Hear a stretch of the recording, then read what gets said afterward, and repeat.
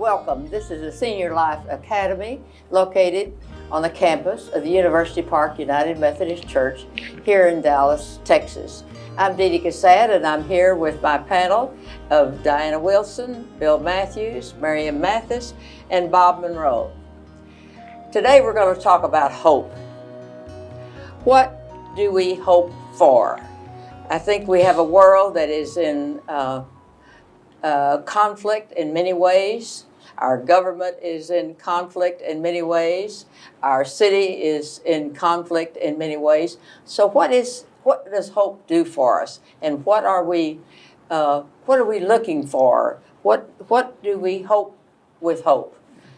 I think for me, the word hope is like wish, and it's like I wish I'd win the lottery.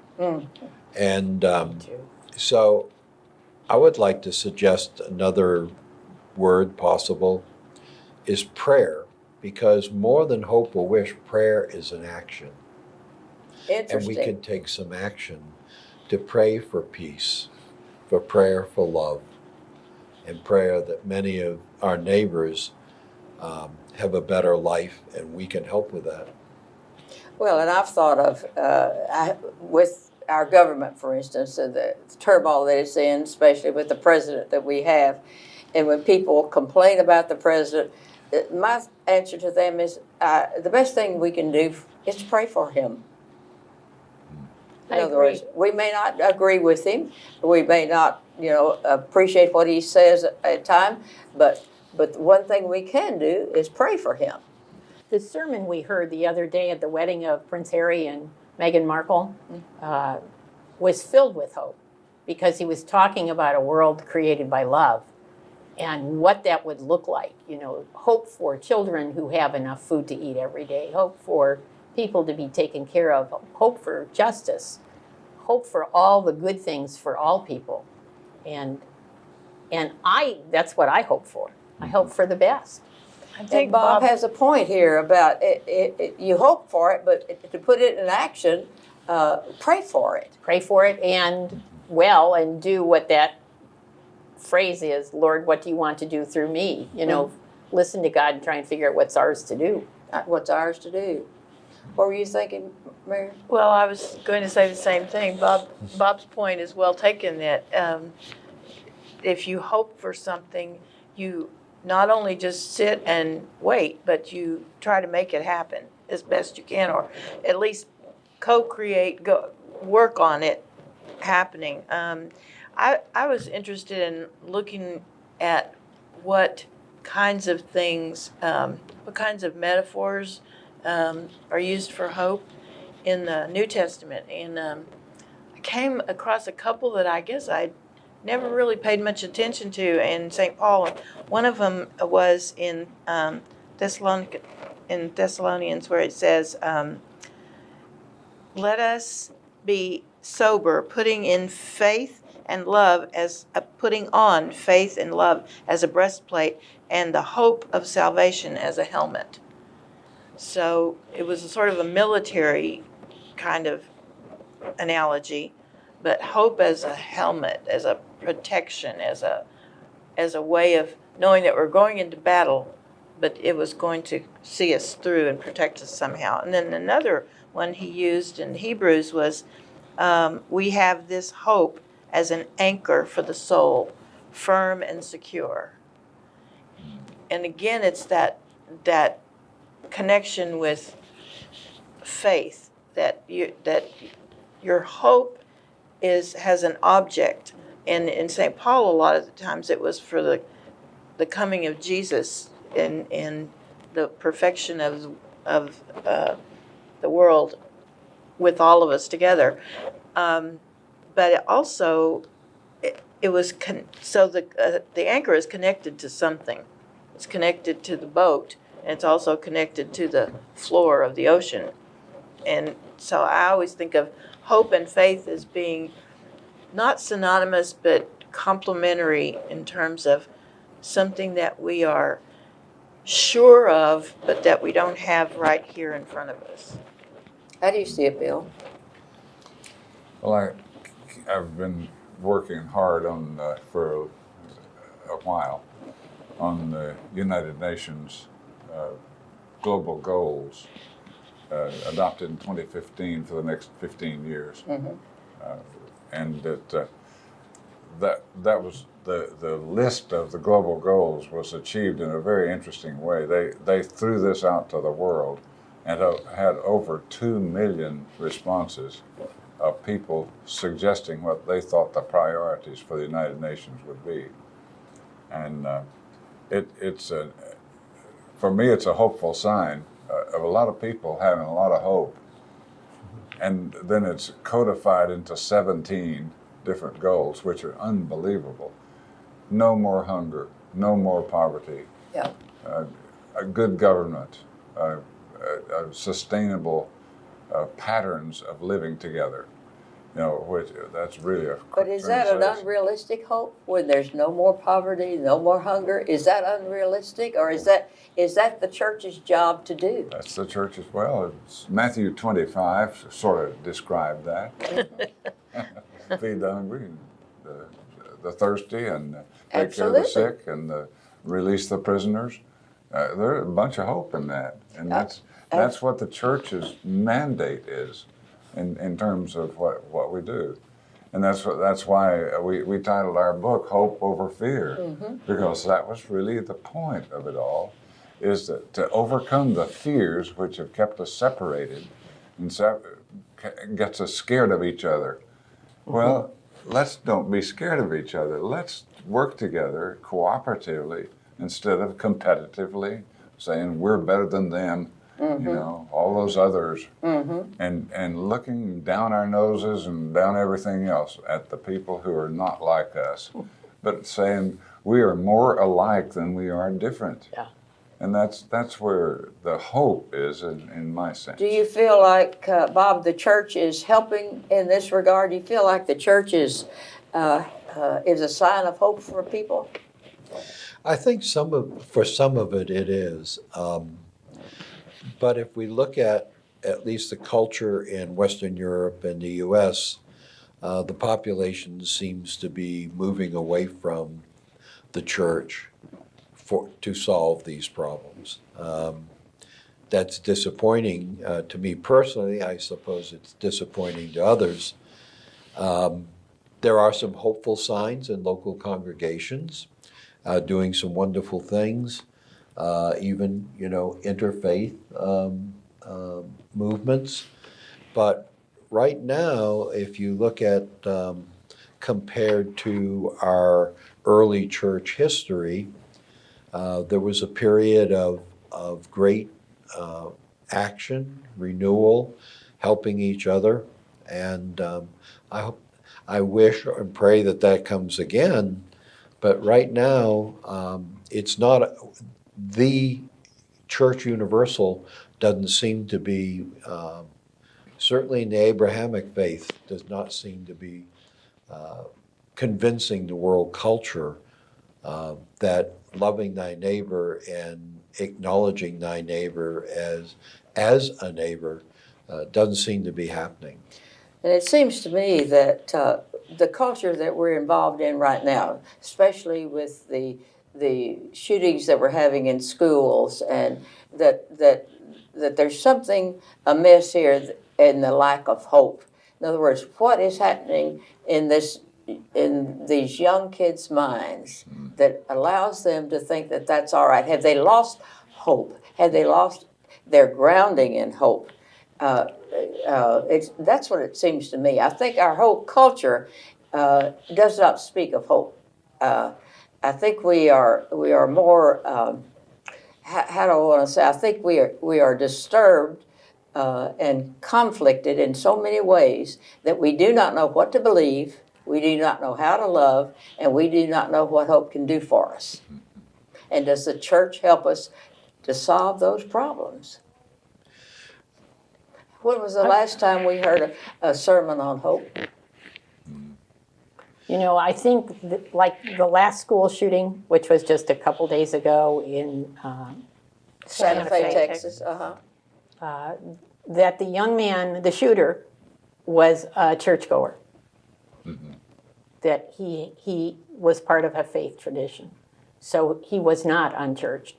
So clearly the church failed. Or he would not have been able to do what he did.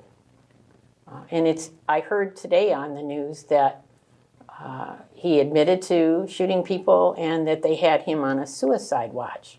So clearly this person has mental health issues. To kill other people and then for them to worry about him killing himself. Well, the very fact of suicidal tendencies is a lack of hope. Yes. They feel like there's nothing else for them. Or the pain is so great. And the pain is so great. So what is our ultimate hope? As a Christian, what is our ultimate hope? That for me, it would be that everyone could feel God's love. But we also hope that there's something more than this, do we not? In other words, we believe that there is eternal life. Well, you know, I hear that, Dee Dee, and for some reason, and I can't tell you why, it's not important to me. Because I think heaven and hell are here right now, sort of in the way my day goes. I think there are some really wonderful heavenly things like having new grandchildren. Oh, absolutely. And there are some hellish things like people cutting you off in traffic, so, and maybe worse, having traffic accidents or, you know, bad things happen to good people.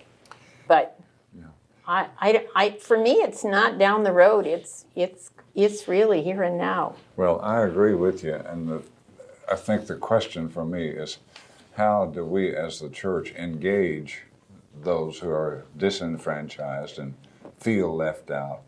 You know, because obviously this young man was in the Orthodox Church, which it tends to be highly liturgical, you know, and I'm into liturgy. I like participating in a worship service that's structured and is familiar and feels good. What jolts me is when the anthem that we sing in the choir doesn't fit my ethos exactly. I have that trouble too. You know, I mean, Yes, I'm in. And I love the music, and it's okay, but I can't sing that music like the people it came from. Yes. Because I'm ethnically You're not incapacitated. exactly. You know? Challenged, ethnically challenged. Well, you know, I play jazz. I love jazz. But fitted in the context of the words that we sang about 3 weeks ago, it just didn't work, you know, for me. Yeah. You know, my soul was not moved. I'm sorry. All right. You know, I'm really sorry because I wanted it to be moved. And it's, so I'm one of those disenfranchised by my own context. And, you know, I think that's not their fault, it's my fault if I'm not able to make that adjustment. And so it's a real struggle. How can the church engage me as a senior citizen who's moved on from some of the traditional places that I used to be? Right.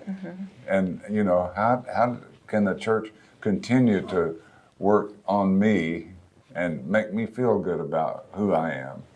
Then That how do you my help hope. other people who seemingly have lost hope? How do we as Christians move out and help others? I'd like to go back to the school shootings that we see, and this young man was churched. I don't like media, social media, spending so much time publicizing these young people who have lost hope, but the more we publicize and in a way glorify in a negative way what they've done, that says to me the social media and the social mores we've got have won over the communication battle that the churches are trying to put forth. And if the churches somehow got the youth involved and active, and they saw the church as relevant and felt God's love, this young man who and others. You hear the word hopeless, or they were bullied, and it not always going to be explained. They weren't in a church, or they didn't have a good family, but they're under peer pressure, and the peer pressure today, I think, is much worse with the social media. And Oh, yeah. I know our church is working very actively to support youth, and they're getting more youth involved. And I think if the church reaches more young people and they saw it as relevant and felt God's love, that their pain would not have to be brought out in such a terrible way. But it isn't always the youth. It wasn't the Las Vegas disaster an elderly man. In his 50s or 60s. See, so but there is hopelessness in our world today, and I don't know if it's because of all the conflicts that we have, but if we as Christians who consider hope as one of the primary virtues, faith, hope, and love, that if we consider it that, what do we do then to assure others that they need not be hopeless, that God is in control of this world? And if we can preach that gospel, we might be able to change the world. It's kind of like what you said about if everybody loved everybody, then we wouldn't have poverty. We wouldn't have hunger. And if everybody had the proper hope, that might be the same. Do you agree? But I also think that, I'm going to play devil's advocate a little bit. I think that the reason that that so many people are disenfranchised and feel hopeless is precisely because they don't get good news enough. They don't have enough awareness of people doing things that are positive and helpful, and our culture rewards, as you said, the